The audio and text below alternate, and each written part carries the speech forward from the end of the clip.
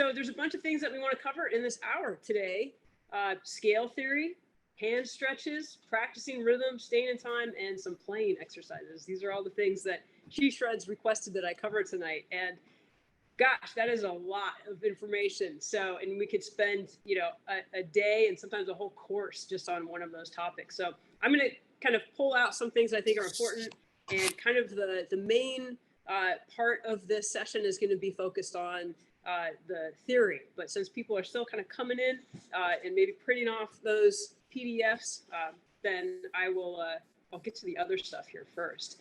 So it was brought to my attention that a lot of people want to know some hand stretches, and I do. There's basically just 2 hand stretches that I do, and I have been injured before, so that is something that I pay quite a bit of attention to. So I want to talk not just about hand stretches, but also about just general ergonomics in terms of playing the guitar and things to kind of watch out for, and what I watch out for with my students and myself too.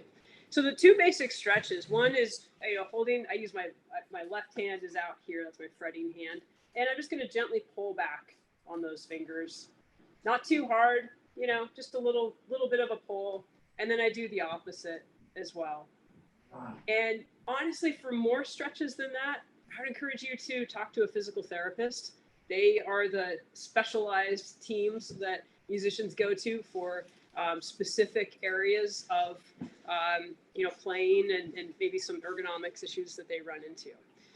They always help me when I'm injured. So that's why I say they know all the answers, and they've studied all the anatomy, and they can help you figure out what's best for your body. But those 2 stretches, just nice and easy, those are what I do. Another thing that I really like doing, I always call it being a noodle. So we get really tense when we're playing because we're trying hard. And I think that's really great that we have this passion for this instrument, and we want to try to play as best we can. But what often helps is just to do the opposite. And so I call it being a noodle, and it just involves kind of shaking your body out. So whenever I feel that tension, I kind of shake my body out. I actually do what my dog does after she gets wet, and that kind of shake, she's really, really good at it.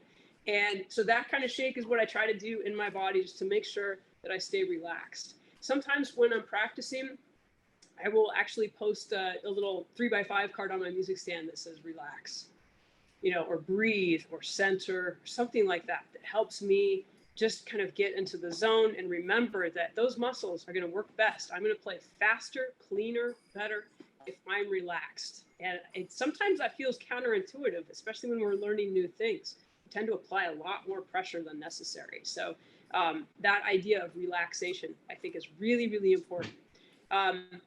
The other couple of things that I use, I'm really into, finding a position for my guitar that is comfortable. And one thing I've noticed is that every day I wake up with a new body, so what feels right one day is going to not feel so great the next day. And so I have a few different things that I use to situate myself so that I play comfortably and stay in that relaxed position, and my hands aren't working any harder than they have to. And so one of the things that I use, I love these little rests that I can put my my guitar on, and they're contoured, for your leg, and your guitar goes right on top. And so I put that on my left knee. Sometimes I have it on my right. It just depends on, again, how I wake up in the morning and what feels right to me. So I even, honestly, I have 2 of them, because sometimes what feels best for me is to stack them. I think somebody noted in one of my videos, they asked me, how did I get my guitar up so high? And it's because I just stacked 2 of these guys. So that day, that's what felt really right to me. One of my teachers, his name is John Stoll. I studied with him. He was my second guitar teacher. I was so fortunate to be able to work with him.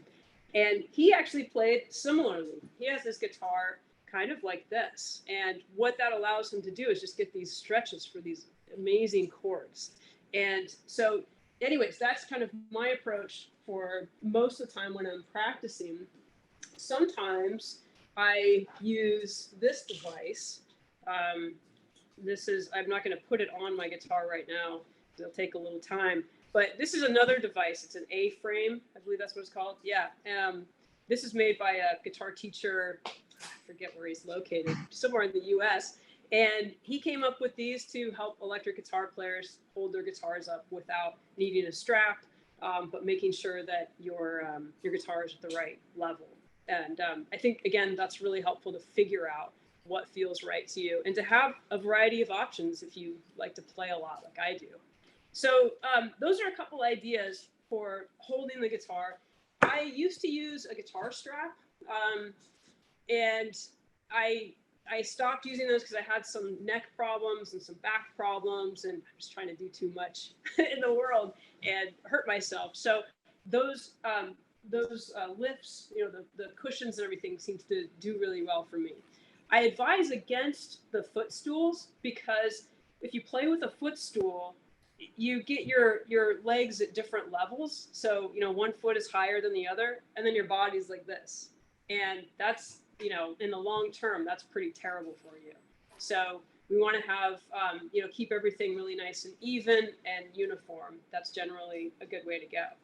They do make guitar straps that go around both shoulders. So that's another option that does even it out, which I think is helpful.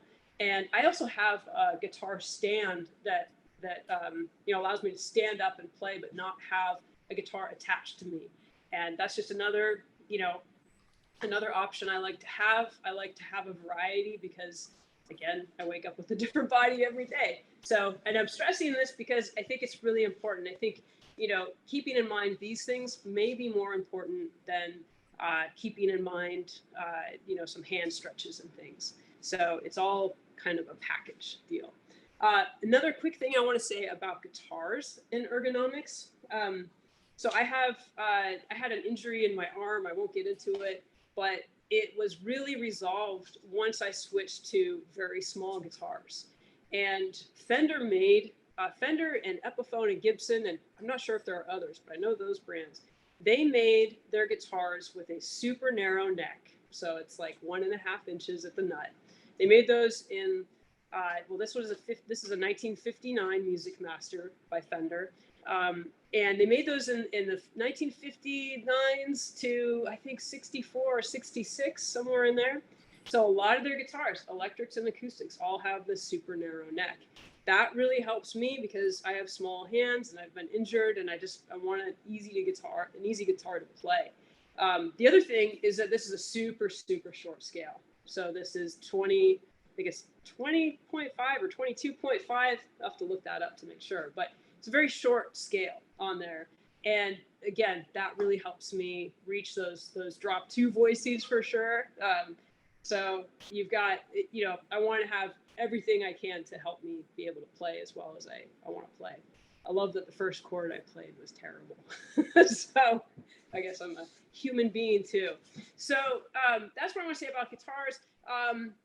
The newer guitars, they have newer Music Masters and Duosonics. They don't have these narrow necks. They may have short scales, but not this short of a scale. I, try to bug the companies whenever I can to make these, because when I bought this guitar, it was, I don't know, $700 or $1,000. It's a student model. It's not a really super great guitar, but now they're going for $4,000 or $5,000, which to me is ridiculous. So it's just these older models that have them. So I really lucked out in getting one. I do have a little J Tercer guitar that also has a pretty narrow neck. It's a 3/4 size. And I had to get that one into a shop to have that repaired a little bit to fix it up. But at any rate, there's some options for you if you are looking for some ergonomic solutions. The cushions and everything else, I'm just looking at the chat here. I'll put them on the web page that I linked to at the end. I have an Amazon page on there, so I'm one of those shop persons. So if you want to, use one of those links, then that money that I generate there helps to go to scholarship funds for some of my students. So it's really helpful if you feel like doing that. But I'll put that link and all the stuff on there after this session. So any questions on hand stretches, ergonomic kind of stuff as people are kind of coming in? Hey, Susan. Yeah. Hi. I was just wondering, how long do you do those hand stretches for? A couple seconds. Yeah, just, maybe that and maybe that, shake it out, and then I go ahead and play. You know, I don't, before I go running, I have a whole routine that I do. Before I play guitar, it's just a little bit. Just mostly I'm concerned about staying loose. Yeah. Cool. All right. So practicing rhythm, I think that's the next thing that I want to talk about here. Practicing rhythm. I have in my guitar method books, I have a bunch of exercises for practicing rhythms. I'm really into music notation and studying things that way.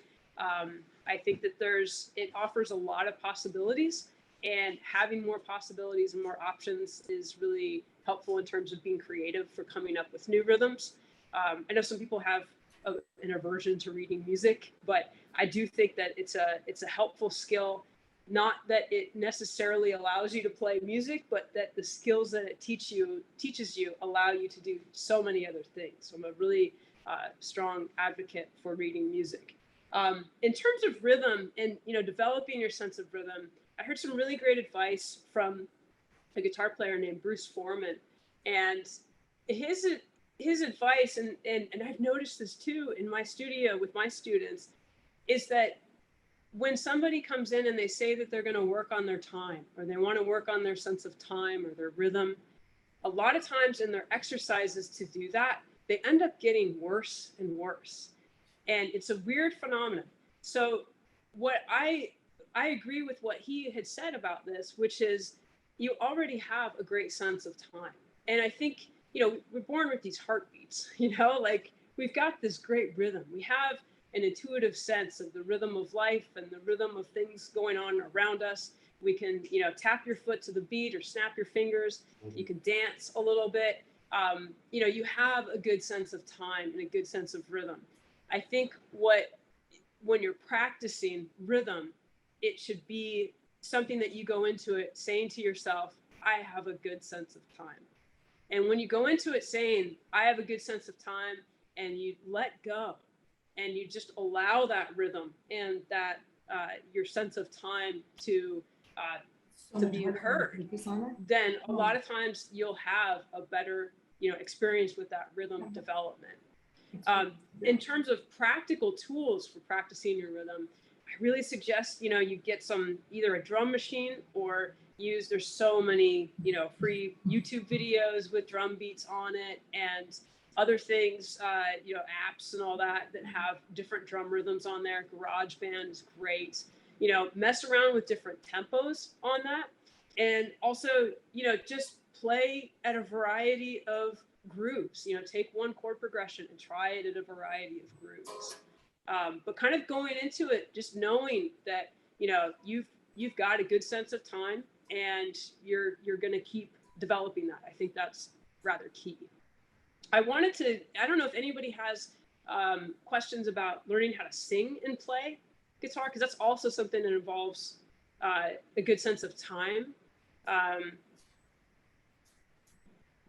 And so I'm just kind of reading here. If anyone wants to get into that, I can.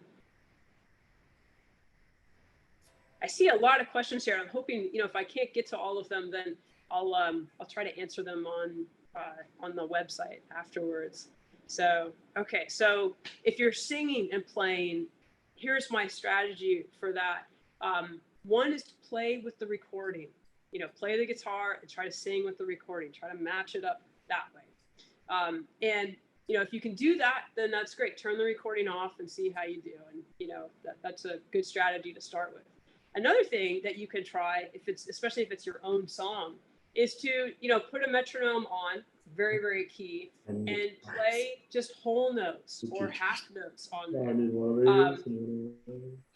Yeah. Do you have a question, or? Oh, sorry, it switched over. So to put a metronome on and practice with just whole notes or half notes, and singing with a very simple strumming rhythm. So, and then singing I'm not going to sing on this because this is being recorded, but if this is your song, just keeping things really simple, and maybe the rhythm to the song is actually, but instead just starting that with playing just one, half note or whole note at a time. I think that would be most helpful.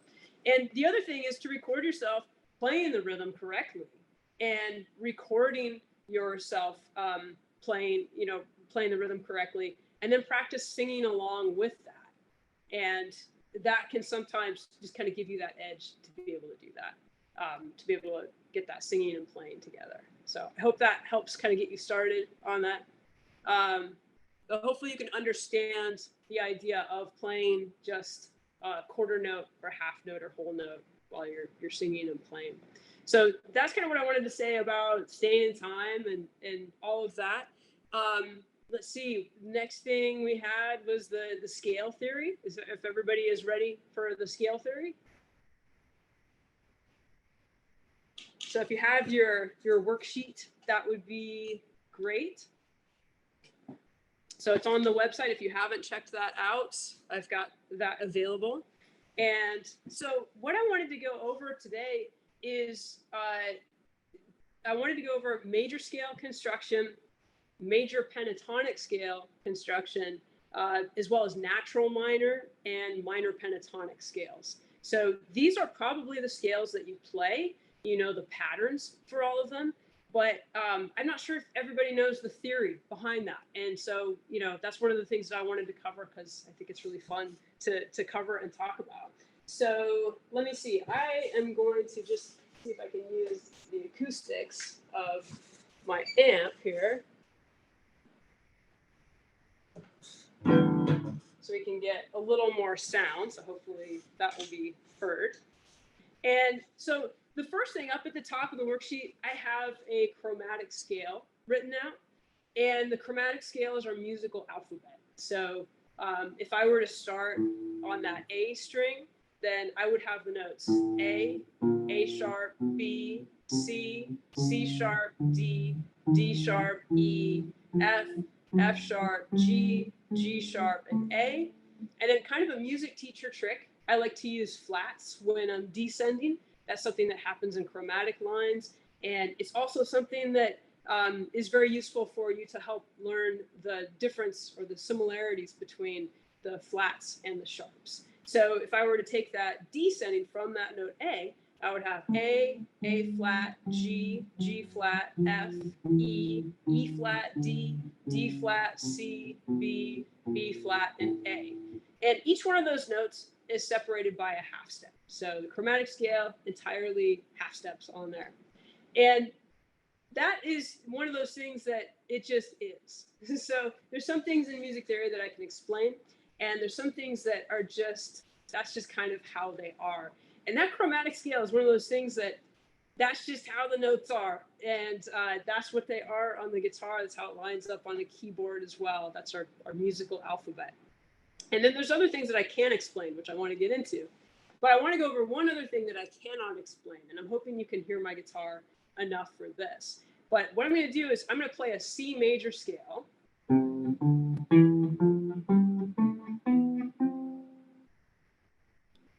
And hopefully people can hear that okay. And hopefully that sounds like a major scale to you, or at least it sounds familiar. It sounds like something you've heard before.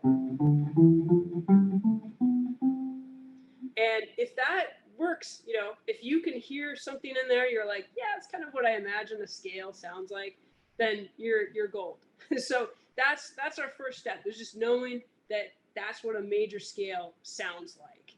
And what I want you to notice in that major scale sound is that I've got this combination of half steps and whole steps. So from the first note to the second note, I've got a whole step. From the second note to the third note, another whole step. And you can see how I'm skipping a fret with that. From the third to the fourth, I've got a half step there. That's the note E to F. And then from F to G, I've got another whole step. From G to A, that's another whole step.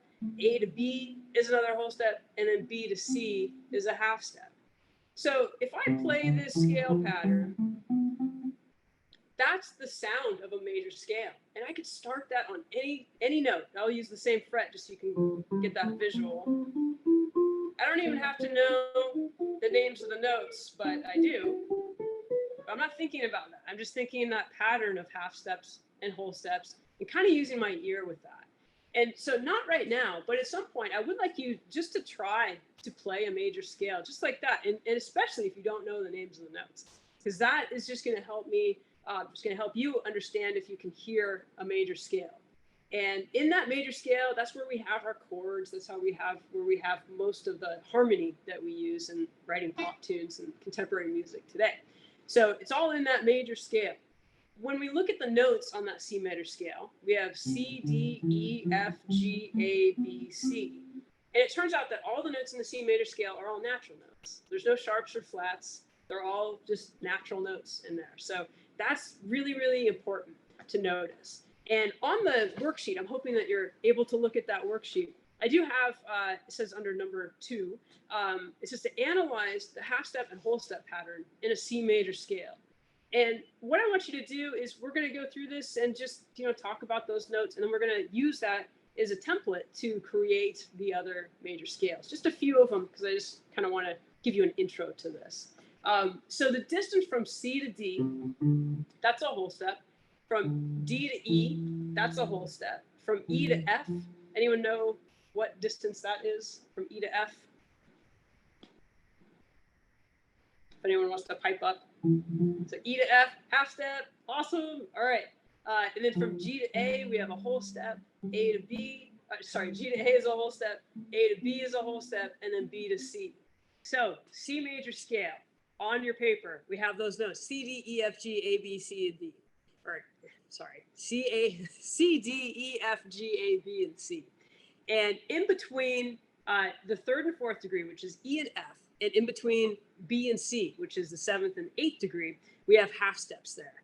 And with those half steps are very important to notice, because those are the things, that's a formula for creating these major scales. So this pattern of half steps and whole steps can be transferred to every note. So just like we did that on the guitar, we can do that on paper. And I think it's really helpful to do that on paper, which is why I've got that PDF for you. So first step is I want to create a couple of these major scales with you. And just as a side note, I went through a pretty extensive lesson on all of this last year for my She Shreds One Riff A Day. So instead of doing riffs each day of just my own choosing like I did this year, last year I actually composed a lesson for each day of the month. And all that material is available on my website, and there's a YouTube video that compiles everything, and the free PDFs and the whole shebang. So I go through this in much greater detail on that. So you may want to check that out if you need more help with that. So the G major scale, that's the one that I want to construct next, and I just want to do that on paper with you. So our first step is just to write out the letter names from G to G, and we're just going to follow that musical alphabet using only natural notes, and we'll fix that a little bit later. But for right now, our first step is just to write those out using natural notes. So what you'll write in those spaces or on a blank piece of paper is G, A, B, C, D, E, F, and I believe G is written in there for you. And underneath each one of those letters, there is a number, and that is identifying the scale degree for each one of those notes. And so we've got, G is 1, A is 2, B is 3, and so on. Now we're going to go back to our formula for the major scale construction, in which we discovered that the major scale formula has a half step between the 3rd and the 4th degree, as well as the 7th and 8th degrees. So what I want you to do is just draw a little indicator. So I think I was trying to show you this before when my connection dropped, but you see up there at the top, I've just got those little dashes there between the 3 and the 4 and the 7 and the 8 on the C major scale. So I want you to drop those down to between the 3 and the 4 and the 7 and the 8 for the G major scale. And now our next step, our final step here, is we are going to go through those notes meticulously and determine if they are half steps or whole steps, so whether they're fitting the formula or not. And then we're going to alter any notes necessary to make it fit the formula and therefore construct that major scale. So from G to A, can someone pipe up if that is a whole step or a half step? Whole step. Perfect. So we don't need to do anything there. And then from A to B, is that a whole step or a half step? Yes. Whole step or half step? Whole step.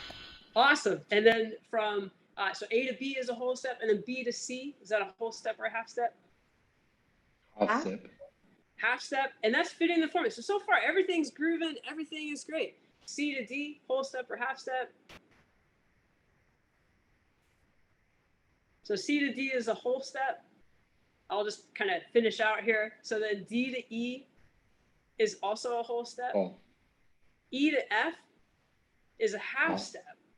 But the formula that we drop down indicates that we need a half step between F and G. And we need a whole step between E and F. So what we're going to do is we're going to raise that note F to an F sharp.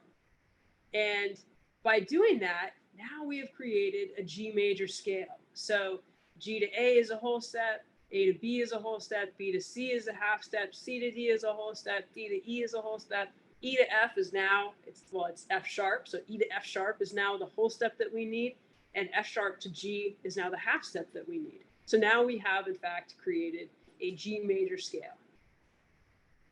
So does that make sense? I know I feel awkward teaching this without my whiteboard and on Zoom and everything. Does that make sense to some of you at least? It makes sense. Okay. Okay. Thank you so much. Yeah, I'm used to seeing the little sea of hands, or I can tell if somebody's perplexed look on their face needs more explaining. So appreciate the shout outs there. So next up, I want to do the same thing for the D major scale. So our first step is to write out those natural notes, starting with D. So we have D, E, F, G, A, B, C, and then D. Our second step is to drop down those indicators. So we want to put a little marker between 3 and 4 and between 7 and 8. And our next step is to go through those sets of notes and determine if they're half steps or whole steps and whether they fit the formula or not, and make any adjustments that we need to. So from D to E, that's a whole step. From E to F, that's a half step, but we need a whole step. So this is where we're going to increase that F to F sharp. So that gives us the whole step that we need. And then from F sharp to G, that gives us the half step that we need. From G to A is a whole step. From A to B is a whole step. From B to C, that's a half step, and we need a whole step there. So we're gonna increase that C to C sharp, and by doing that, we get that whole step that we need there, and that also magically gives us the half step that we need between C sharp and D. So the way that I'm, determining whether it's a whole step or half step, because I know some people get confused with that, you can look up at the top of the page with the chromatic scale. And so if you look at the notes C and D, and you notice that there's a C sharp in between those two notes, that's how we're determining that C to D is a whole step, because a half step would be C to C sharp. So if there's a note in the middle there, then we've got a whole step. The other way to determine that is if you're on your guitar and C is here and D is here, so that's a whole step away. So C, C sharp, and D. My dog's tail is wagging. I don't know why. She's excited about guitars too, I guess. So those are how I help students kind of determine the difference between whole steps and half steps. So I want to do one more, the key of A, and so we've got the natural notes. We're going to write those out first. We have A, B, C, D, E, F, G, and A. So that's our first step. And second step is to drop down those indicators. So between 3 and 4 and 7 and 8, I believe that was on one of my midterm quizzes for students, is where are those half steps in a major scale between the 3 and the 4 and the 7 and the 8. So, and then we're going to go through and identify those half steps and whole steps there. So from A to B, we have a whole step. From B to C, we have a half step, but we need a whole step. So we're going to increase that C to C sharp.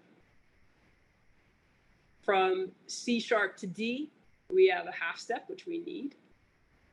From D to E, we have a whole step. From E to F, we have a half step, but we need a whole step. So we're going to increase that F to F sharp. From F sharp to G, we have a half step. We need a whole step. So we're going to increase that G to G sharp. And then that leaves us with the half step that we need from G sharp to A. And so now we've got an A major scale. So I want you to notice a couple of things. One is the C major scale has 0 sharps or flats. The G major scale has 1 sharp, which is F sharp. The D major scale has 2 sharps, F sharp and C sharp. And then the A major scale has 3 sharps, F sharp, C sharp, and G sharp. And I get into that a little bit more on my previous year's She Shreds lessons, which you can look up. But I just want you to kind of notice that, because that's something that is, I think, helpful and useful to recognize. One other thing about sharps, when you're writing the sharps, hopefully you can see this on the top of the page, how to notate those sharps. So it's for example, we have the letter A followed by A sharp in that chromatic scale there. And that sharp sign, it looks like a pound sign or a hashtag. So, and that goes after the letter. So just to kind of note that. And the notation for a flat is sometimes reduced just to a lowercase b when we're using a word processing program like I did to create this. So the B flat sign is actually, or the flat sign is actually a little fancier than what I've got there, but hopefully you'll understand my notation system there. So those are your major scales. A few of them, 4 major scales, C, G, D, and A. And those major scales, again, are where we come up with our harmonic sensibilities. We build chords from those scales. And again, I have some of that in last year's lesson as well, so I'm not going to get into that. But those major scales, they sound familiar. They're very helpful to use when you're soloing. And on my website, on the page for this lesson, I've actually dropped down I've got a couple links there for to help you link to some jam tracks and all of the keys. And on that page that it links to, I also have some scale patterns there. So I have major scales, so you can practice those with different root notes through all of the keys. Next up on the page here, I have the major pentatonic scales. And also on the website for all of those jam tracks, I've also listed out fingering patterns for the major pentatonic scales. So you can use major pentatonic scales and major scales over all of those jam tracks. The major scales, they have 2 additional notes. They include, well, we'll get into that in a minute. I'm getting ahead of myself. But the major scales, they offer a little more variety. They're a little trickier to use in some cases. So a lot of times people opt for the major pentatonic. And so that's what I want to talk about next. The major pentatonic, it's great. There is a simple formula for the major pentatonic scales. And that is we're going to take the root note, so the 1, 2, 3, 5, and 6 degrees of the major scale. And those are your notes that make up the major pentatonic scales. So pentatonic means 5 tones. And so, the major pentatonic scale is a, major sounding scale that we can use. So I want you to construct those major pentatonic scales on the page there. And I just wrote out the formulas and everything for you on that worksheet, so you can just get right to it. So the C major pentatonic scale, the root note is C, 1 is C.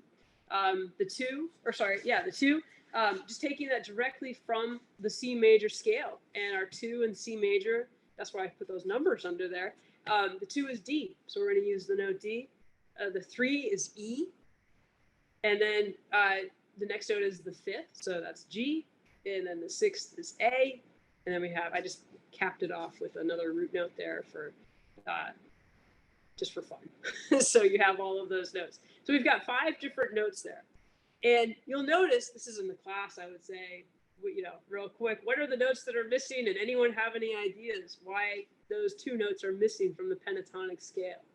So I'm wondering if anyone wants to chime in on their microphone with that.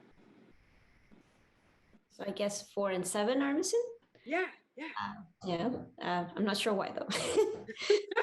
That's great. Yeah, I love that you're noticing that. So It's And the, it's half steps. Yeah.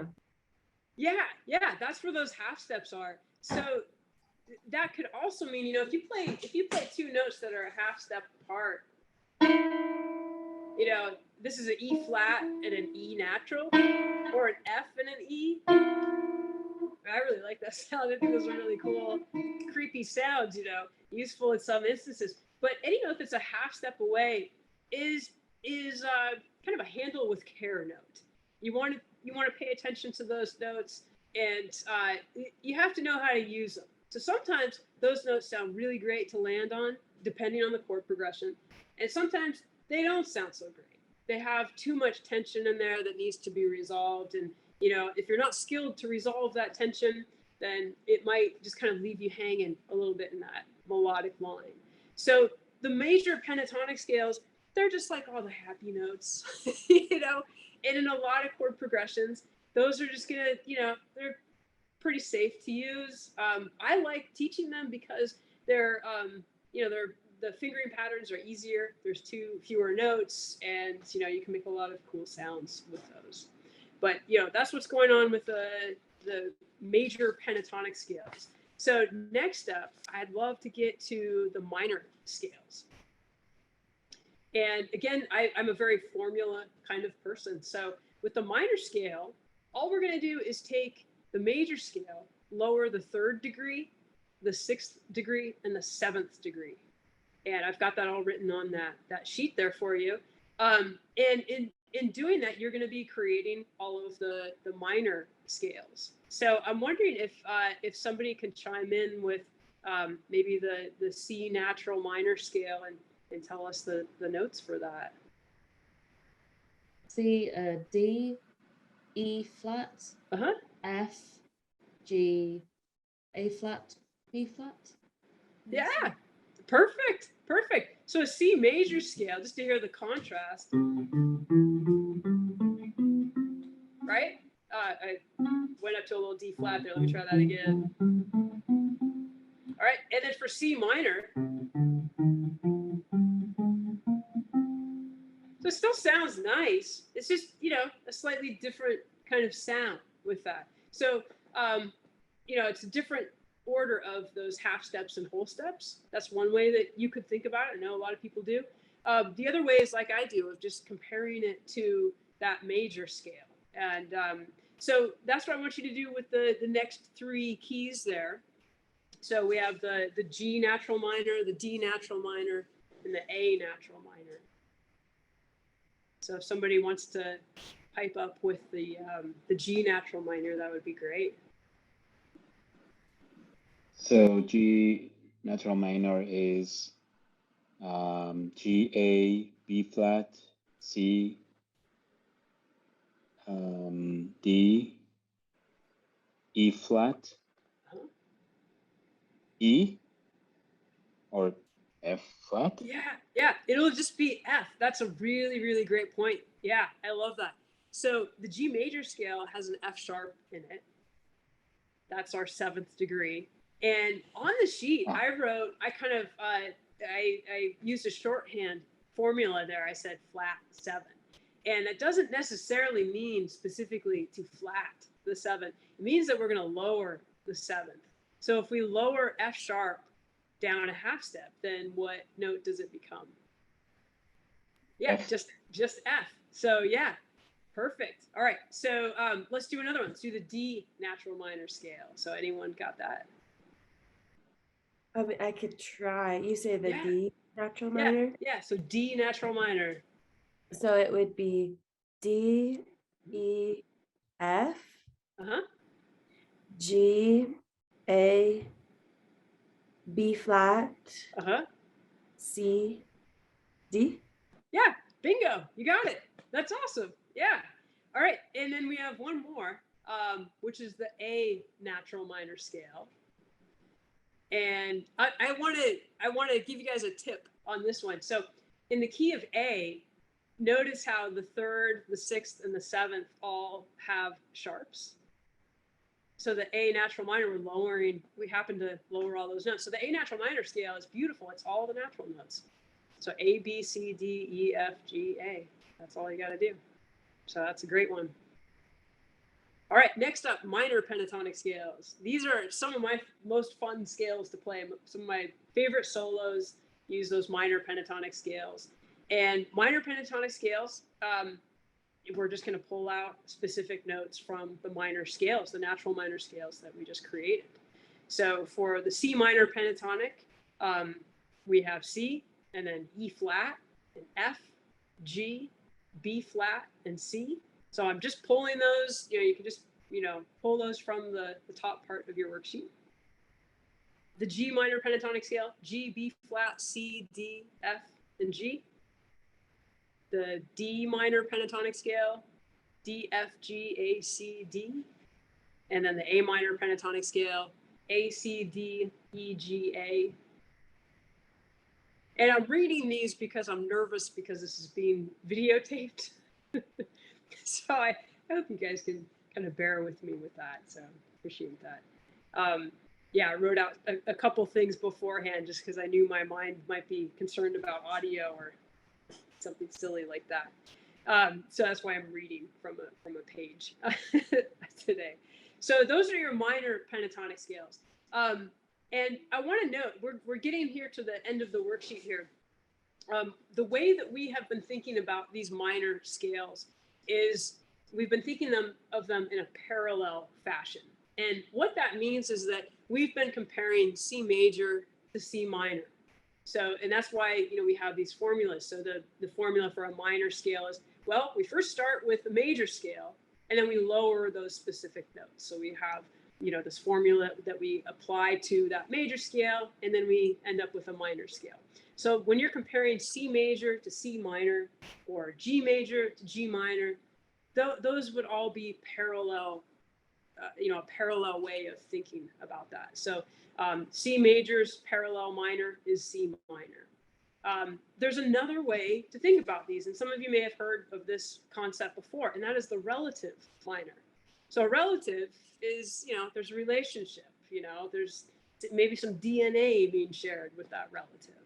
And so the major scale I always think of as the parent scale.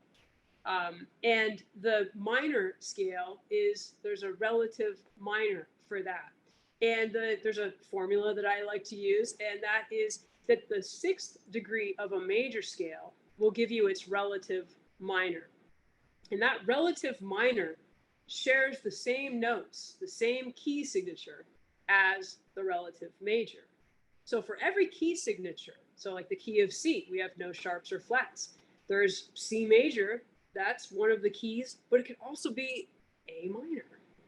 So C major and A minor, those two keys, major key and a minor key, they share the same key signature. And I want you to take a look at that. That's why I included the A major and A minor on your worksheet there. So you can look at, if you look at a C major scale and an A major scale, those notes are very different. But if you look at a C major scale and an A minor scale on that sheet, you'll see that they're actually just the same notes in a different order.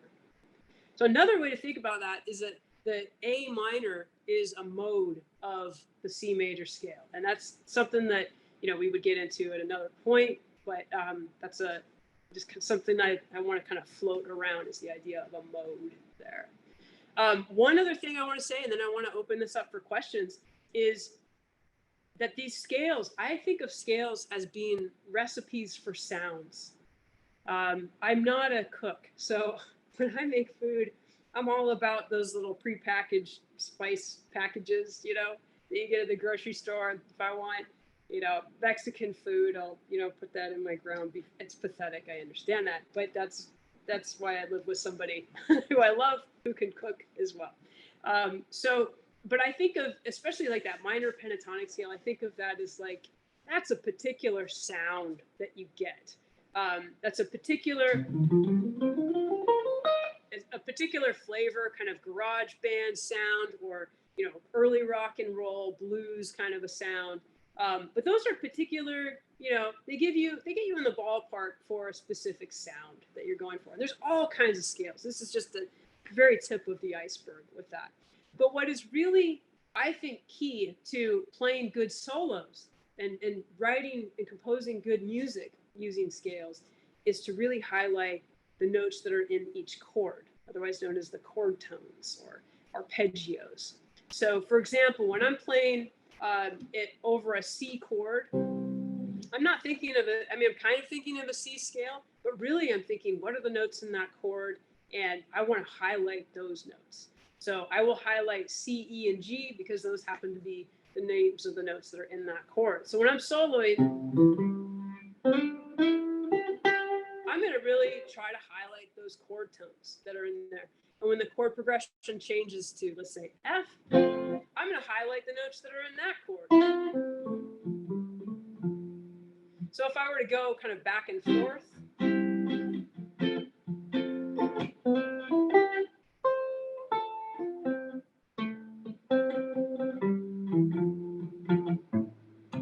so I'm just kind of pulling out some of those notes. Again, I'm getting nervous online here.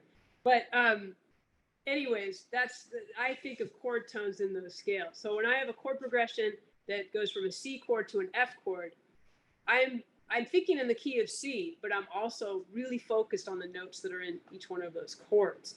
I'm not thinking, this is a common thing that I've seen a lot of students do, is I'm not thinking play a C major scale over the C chord, and then when the chord changes to F, play an F major scale. I'm not thinking that. That's a real common mistake I see students try to do, and they're like, why doesn't this work? And it's for another lesson. And I think I may touch upon that a little bit in last year's videos as well. So I hope you do get an opportunity to check all that out as well.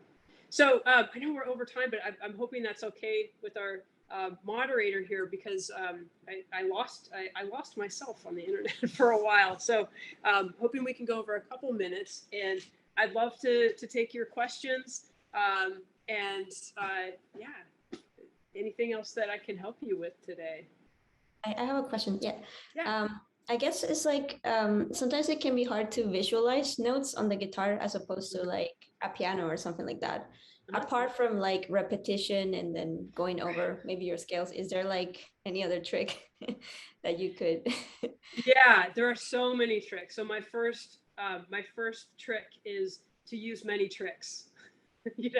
You want to approach this in many different ways, and you want to make sure that those ways are musical. And this is my perspective on it.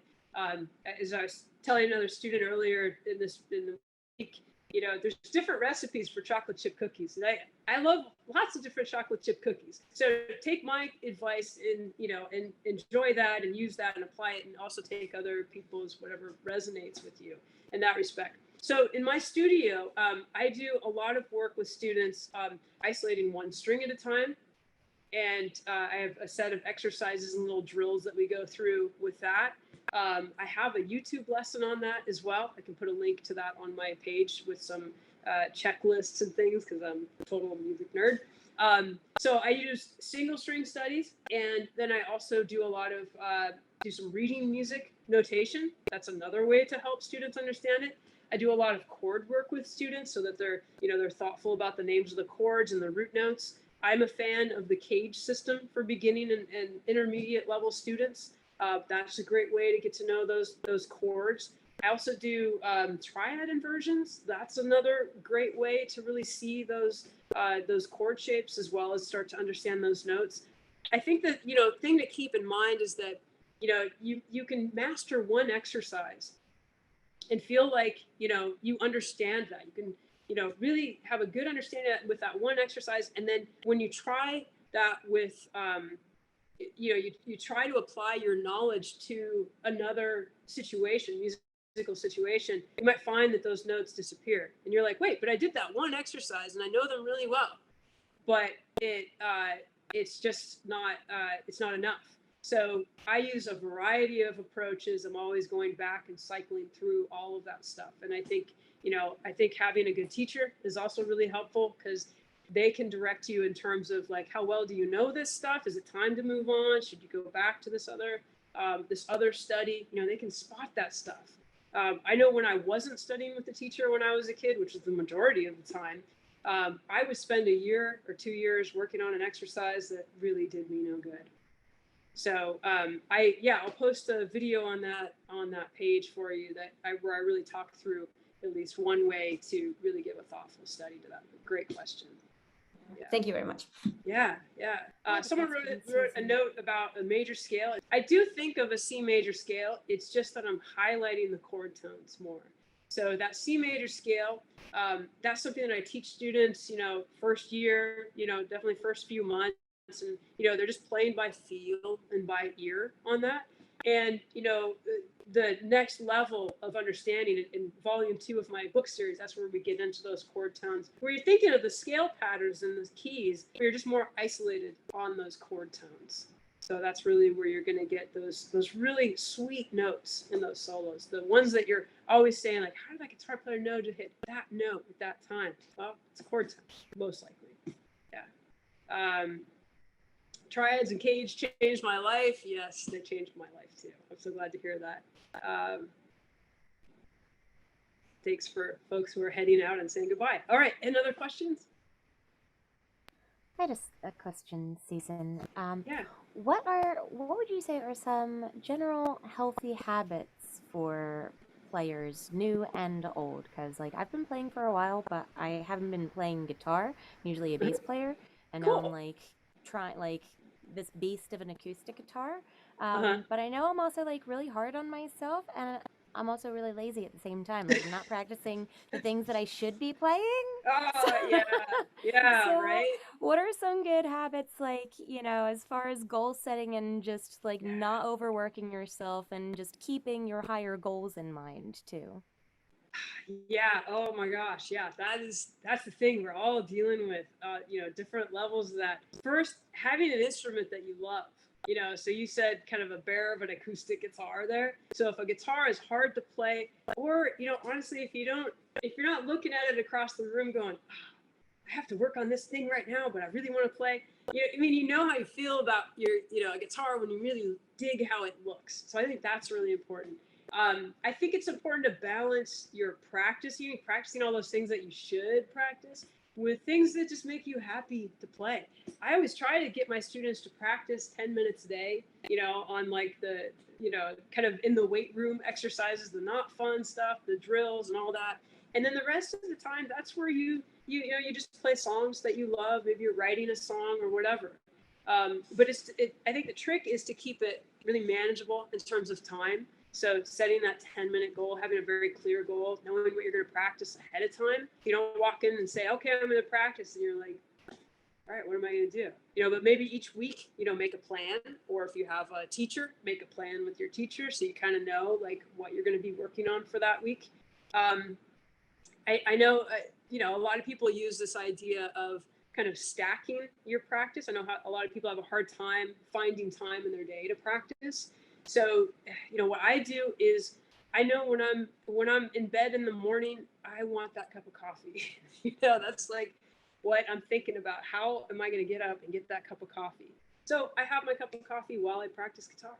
I bring it to my studio. I sit it down, and then I get my coffee, and I have to do my warm ups, and I do some of the, I have a few things that I should practice that I do every day like that, and and then I go on with my day, and if I have a break in between students or something, then I get more time to practice whatever I want, whatever I'm curious about. So I think having things that, having an instrument that you like, having a time of day that you regularly practice those things, keeping it very short because you can make a lot of progress in a short amount of time, and rewarding yourself with playing stuff that you like to play, and also acknowledging that you did get a good practice session in that day.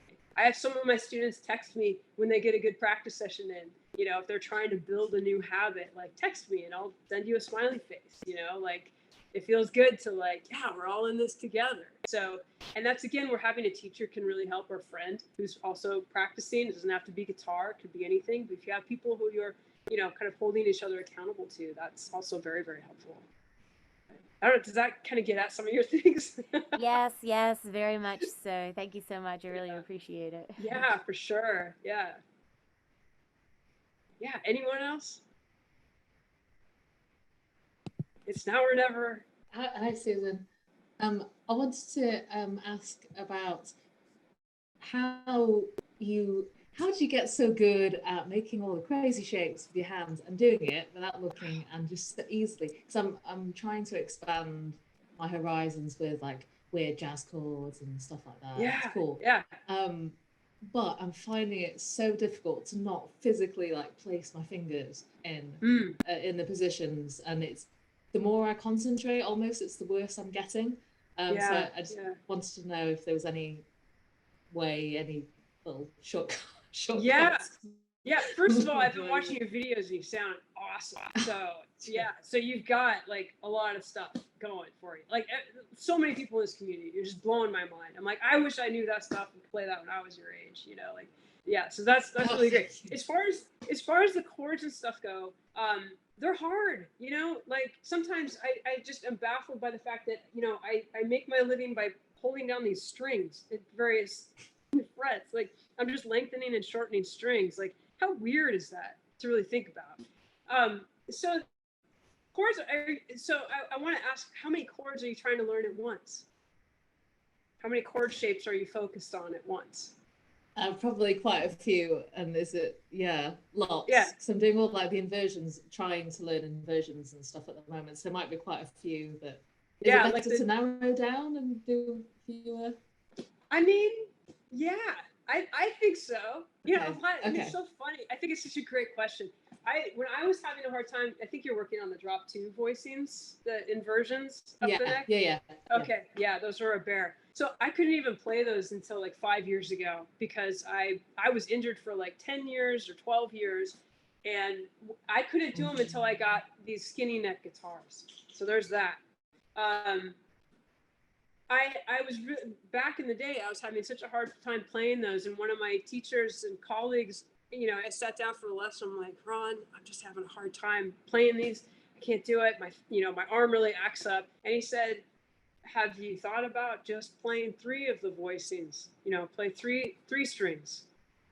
And I was like, here's your money. Thank you very much. You know, it's just these simple little things. So I would address that like you do other, other problems or challenges that you see in your life. So break it down.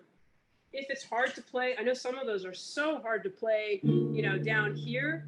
So maybe put them up here. You know, this is, I think, the hardest one of those inversions to play. And that's the chord I fouled up on and very first brought my guitar out to you guys here today. So yeah, those inversions are really, really tricky. This is the exercise I use, whether it's for new students learning, you know, an open chord or, you know, one of those tricky versions. Play the chord. I'll do an E chord, and then you slightly release your fingers. I have them on top of the strings, but I'm not pressing them down. And then I just press them down again. And I do that like 10, 15 times with students. And then you get those little ridges in your fingers. So they're kind of like guides. So your hand can kind of find that way. And then you maybe go up a couple millimeters and you keep going up higher and higher. So until you're kind of dancing. I call this the finger dance exercise. So you could do that with one of these. You know, just play it and then go maybe after, you know, a few 30 seconds or so, you know, maybe try to go up just a little bit. Once you get that to where you can come into that chord, okay, try to move it up a fret and back a fret. And I've noticed that I'm playing on the 5th fret. You might find it easier to start up here. You know, find a place where it's somewhat comfortable to do that and just, you know, really take it slow. Don't expect to get it in a day, a week. You know, this is long-term kind of stuff, and you're going to get frustrated and all that.